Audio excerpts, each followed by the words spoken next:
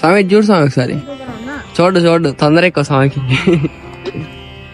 ఓ ఇదేంత చేస్తుండే దొంగకోలు పట్టాడు.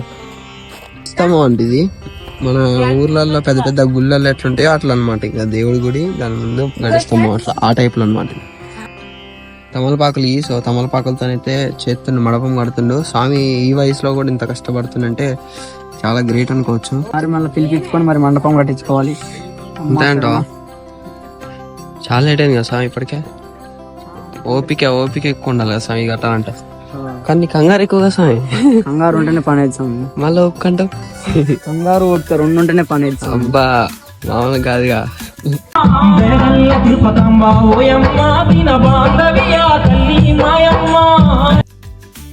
సో ఇదనమాట ఫైనల్ అవుట్పుట్ వచ్చేసి. ఇంకా ఇద్దాం అనుకుంటే కానీ ఇప్పటికే చాలా చీకటి పడిపోయింది. లైట్ వల్ల ఫోకస్ ఎక్కువ పడుతుంది.